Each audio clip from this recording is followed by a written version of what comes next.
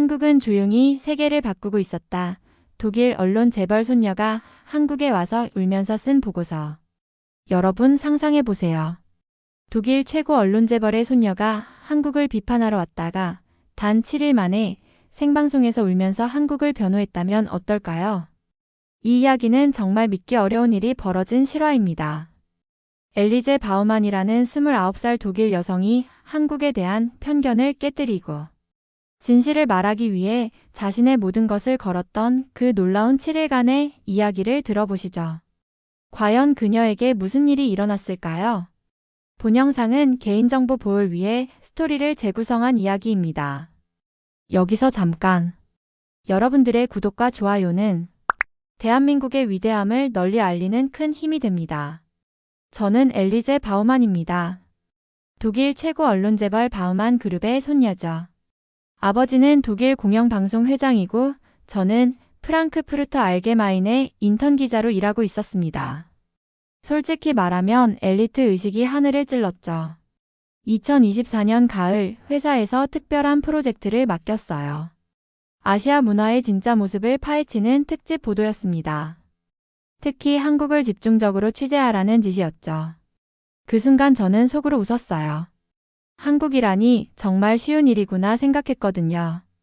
엘리제, 한국이 요즘 세계적으로 주목받는다고 하는데 실제로는 어떨까? 편집장이 회의실에서 말했습니다. 일본 문화의 하위환 아닌가? 진짜 실체를 파헤쳐보자. 그 말에 저는 고개를 끄덕였어요. 마음속으로는 벌써 기사 제목까지 생각하고 있었죠. 한국 문화의 허상을 벗긴다, 뭐 이런 식으로 말이에요. 솔직히 저도 그렇게 생각했어요. 한국이라는 나라가 뭐가 그렇게 특별할까 싶었거든요. K-팝이나 드라마가 인기라고 하지만 결국 일본 문화를 흉내낸 것 아닐까 생각했습니다. 독일 사람들이 왜 아시아 문화에 열광하는지 이해가 안 되더라고요. 아버지도 비슷한 생각이었어요. 집에서 저녁 식사를 하면서 말씀하시더라고요. 한국은 일본의 그림자 같은 나라다. 독창성이라곤 찾아볼 수 없지. 심지어 공개적으로 이런 발언도 하셨어요. 방송에서 말이죠. 그 순간 저는 어깨에 힘이 들어갔어요. 바우만 가문의 자존심을 걸고 한국의 진짜 모습을 폭로해야겠다고 다짐했죠. 차가운 유럽인의 시각으로 아시아 문화의 문제점을 낱낱이 고발하겠다는 마음이었습니다. 출발 전날 밤 거울 앞에 서서 스스로에게 말했어요. 엘리제, 넌 바우만 그룹의 상속녀야. 감정에 휘둘리지 말고 냉정하게 판단해. 그때만 해도 저는 한국에서 7일 후에 제가 어떻게 변할지 꿈에도 몰랐습니다. 인천공항에 도착한 순간부터 예상과 달랐습니다. 공항시설이 상당히 세련되었고 직원들이 독일어로 인사를 건네더라고요. 안녕하세요, 구텐 탁 이렇게 말이죠. 저는 깜짝 놀랐어요. 독일어를 하는 한국인이 있다니. 입국 심사를 받으면서 심사관이 웃으며 말했습니다. 독일에서 오셨군요. 환영합니다. 그 친절한 미소의 순간 당황했어요. 뭔가 제가 상상했던 것과는 다른 느낌이었거든요. 택시를 타고 서울로 향하는데 기사 아저씨가 룸미러로 저를 보시더니 영어로 말을 걸어왔습니다. 어느 나라에서 왔어요? 독일에서 왔습니다. 그러자 기사 아저씨 얼굴이 환해지더라고요. 아, 독일. 정말 좋은 나라죠. 벤츠, BMW. 그러면서 기사 아저씨가 신나게 말씀하시더라고요. 독일 맥주도 세계 최고잖아요. 우리 한국 치킨과 맥주도 한번 드셔보세요. 정말 맛있어요. 그 순간 저는 묘한 기분이 들었어요. 뭔가 따뜻한 감정이 밀려왔거든요. 창밖으로 보이는 서울의 풍경이 제 눈에 들어왔습니다. 이상했어요. 일본을 베꼈다는 나라치고는 너무 다른 느낌이었거든요. 거리 풍경, 간판, 건물 스타일 모든 것이 일본과는 확연히 달랐습니다. 한글로 된 간판들이 독특한 아름다움을 뽐내고 있었어요. 호텔에 체크인하고 짐을 풀면서 생각했어요. 뭔가 다르네. 하지만 겉모습에 속으면 안 돼. 저는 여전히 경계심을 늦추지 않았습니다. 근처 카페에 갔는데 거기서 첫 번째 큰 충격을 받았어요. 지갑을 테이블에 놓고 깜빡했거든요. 독일에서도 가끔 있는 일이지만 대부분 분실되는 경우가 많잖아요. 30분 후에 허겁지겁 돌아갔는데 젊은 직원이 웃으면서 지갑을 건네주더라고요. 혹시 이거 찾으러 오신 건가요? 그 직원이 말했습니다. 테이블에 놓여 있길래 혹시 잃어버리실까 봐 카운터에서 보관하고 있었어요. 그 순간 저는 가슴이 뭉클해졌어요. 독일에서도 이런 일은 흔하지 않은데 한국에서 이런 정직함을 경험할 줄은 몰랐습니다. 제가 가져온 편견이 조금씩 흔들리기 시작했어요. 마음 한구석에서 뭔가 따뜻한 감정이 일어났거든요. 그날 밤 호텔에서 노트북을 열고 첫 번째 보고서를 작성했어요. 하지만 손이 잘 움직이지 않았습니다.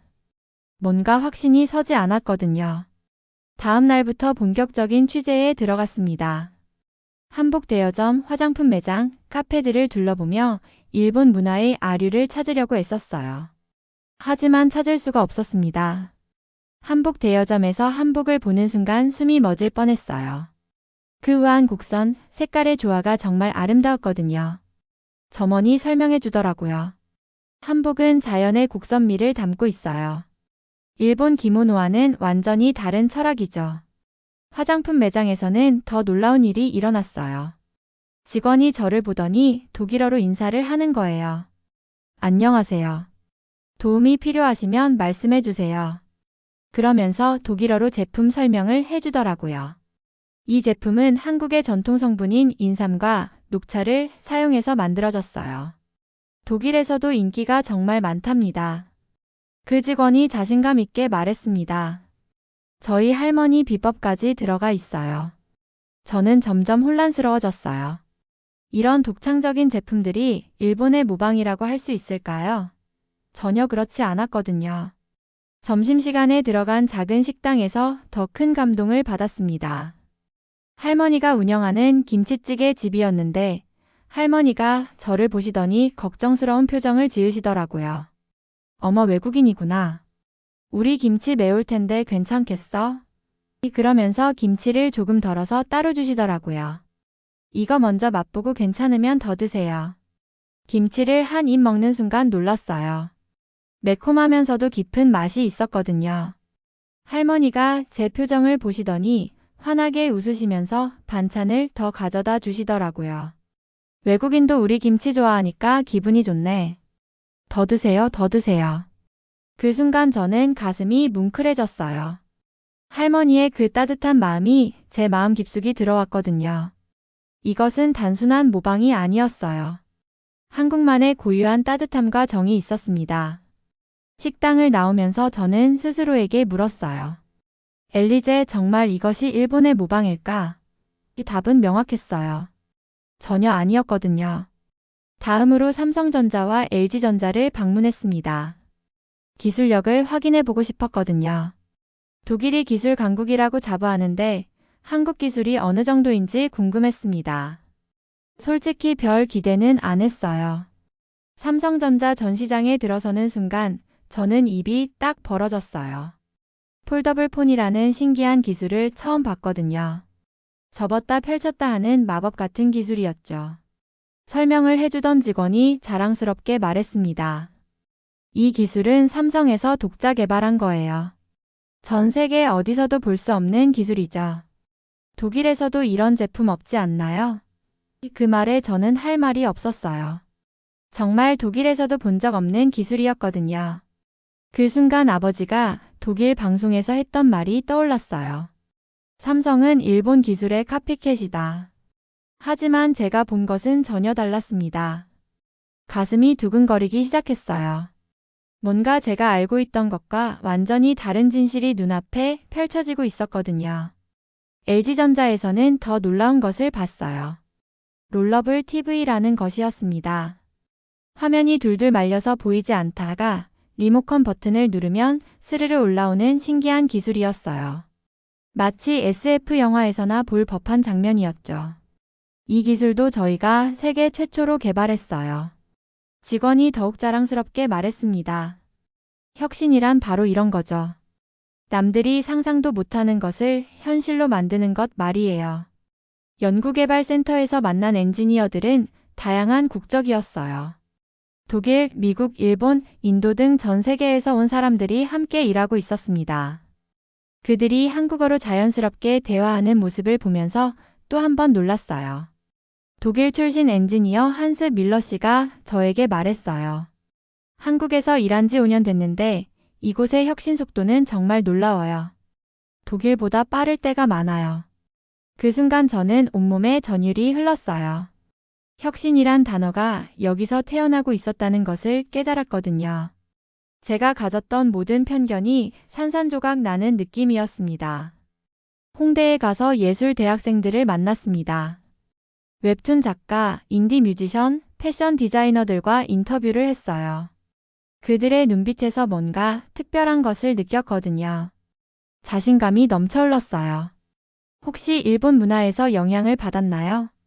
저는 조심스럽게 물었습니다. 웹툰 작가 김민준 씨가 웃으면서 고개를 저었어요.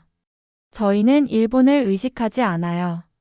오히려 방탄소년단이나 넷플릭스 반응을 더 봐요. 전 세계가 저희 콘텐츠를 보고 있거든요. 그의 목소리에는 흔들리지 않는 확신이 있었어요. 인디 뮤지션 박서연 씨도 비슷한 말을 했어요. 일본 음악보다는 서구 음악이나 저희만의 감성을 더 중요하게 생각해요. 한국적인 것이 세계적인 거라고 생각하거든요. 그러면서 자신의 곡을 들려주더라고요. 그 음악을 들으면서 저는 소름이 돋았어요. 정말 독특하고 아름다운 선율이었거든요. 어떤 나라 음악과도 비슷하지 않은 오직 한국만의 감성이 담겨 있었어요. 가장 인상 깊었던 건 스트리트 아티스트와의 대화였어요. 벽화를 그리고 있는 작가에게 다가가서 물었습니다.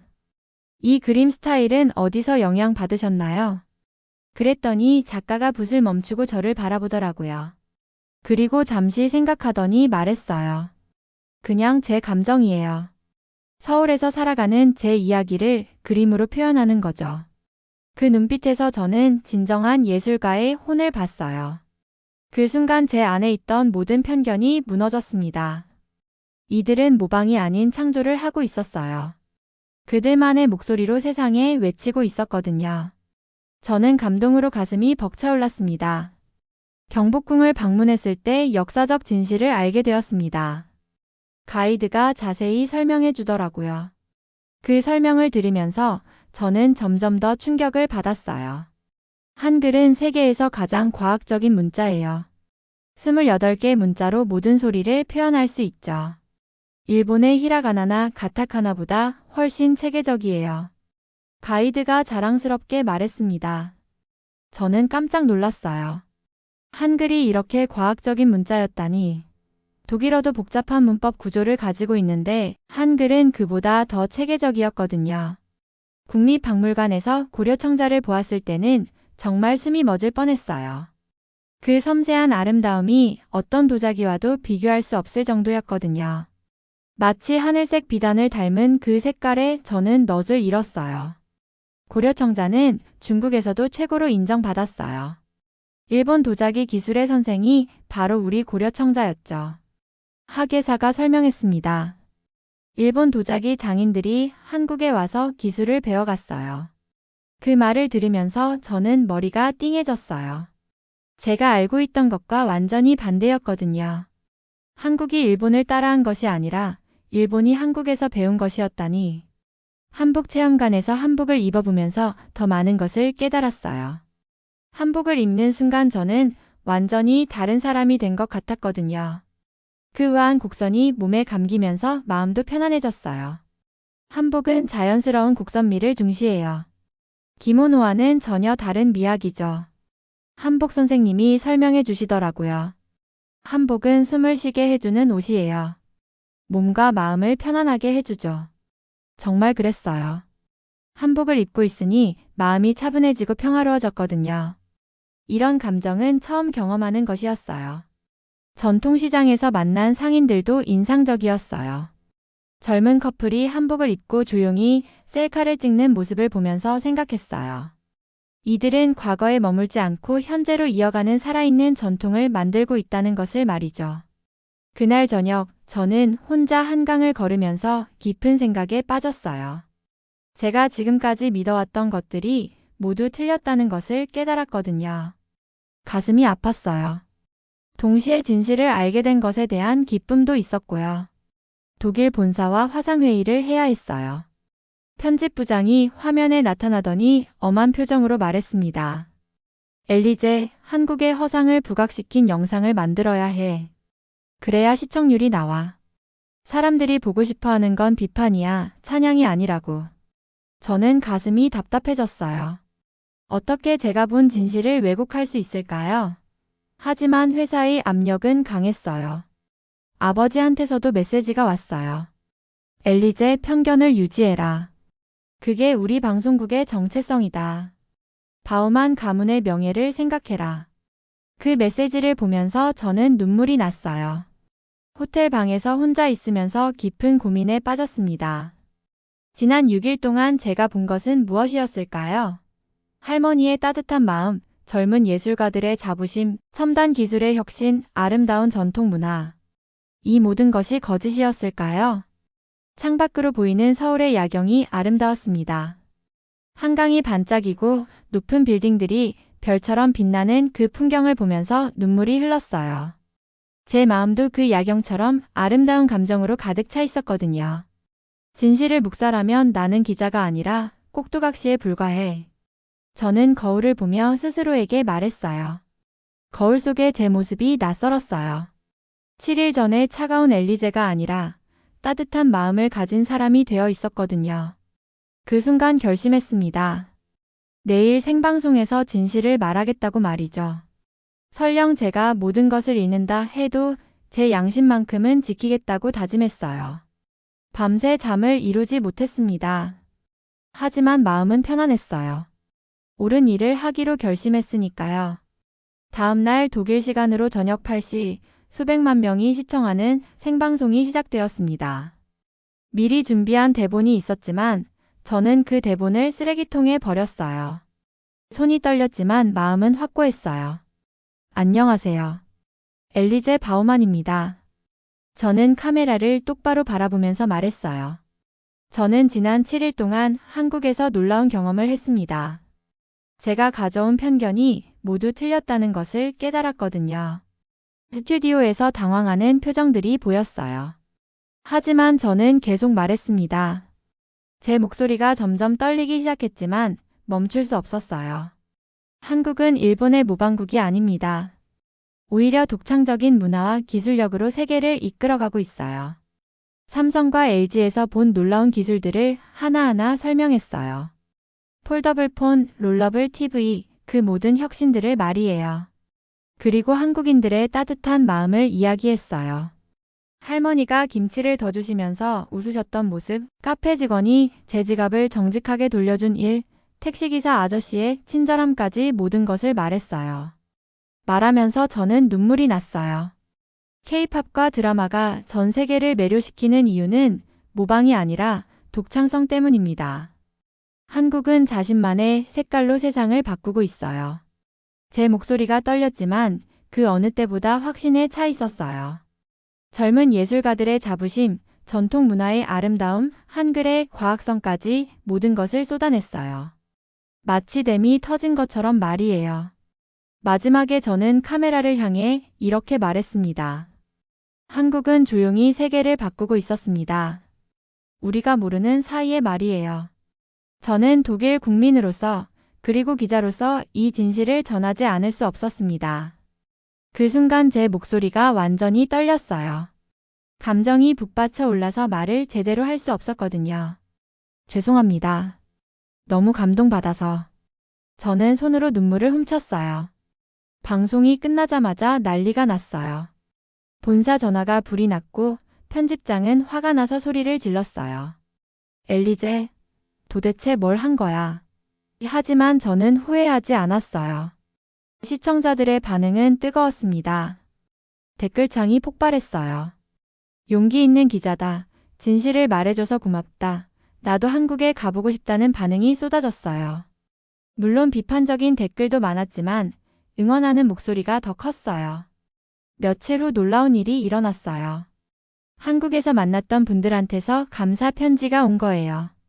할머니 식당에서 김치찌개를 먹었던 그 할머니도 손편지를 보내주셨어요. 독일에서 우리나라 좋게 말해줘서 정말 고마워요. 마음이 따뜻해졌어요. 다음에 또 오면 더 맛있는 음식 해줄게요. 할머니가 그 편지를 읽으면서 저는 또 눈물을 흘렸어요. 정말 따뜻한 마음들이었거든요. 이런 분들을 비판했을 뻔했다는 생각에 부끄러웠어요. 삼성전자에서도 연락이 왔어요. 진실을 말해주셔서 감사합니다. 언제든지 한국에 오시면 더 많은 기술을 보여드릴게요. 젊은 예술가들도 SNS로 고마움을 표현해 주었어요. 한 달 후 놀라운 소식을 들었어요. 제 방송을 본 유럽 사람들이 한국 여행을 계획하기 시작했다는 거예요. 한국관광청에서도 감사 인사를 보내왔어요. 진실한 한국을 알려주셔서 감사합니다. 아버지와는 한동안 갈등이 있었어요. 하지만 시간이 지나면서 이해해 주시더라고요. 엘리제, 너는 진짜 기자가 되었구나. 그 말씀을 들었을 때 정말 기뻤어요.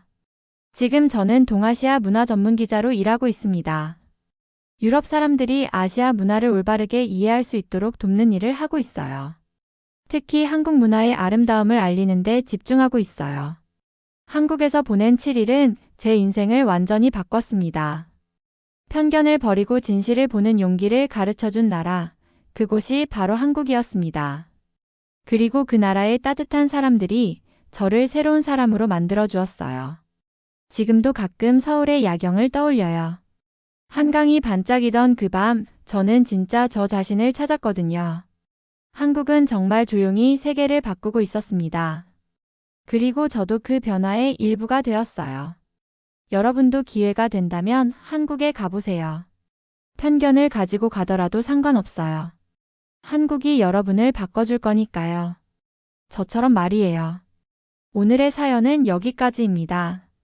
지금까지 미라클 대한민국, 저는 윤서였습니다. 여러분의 생각을 댓글에 작성해주세요. 또한 대한민국의 위대함을 널리 알리기 위해 구독, 좋아요로 함께 해주세요. 오늘도 좋은 하루 되세요. 감사합니다.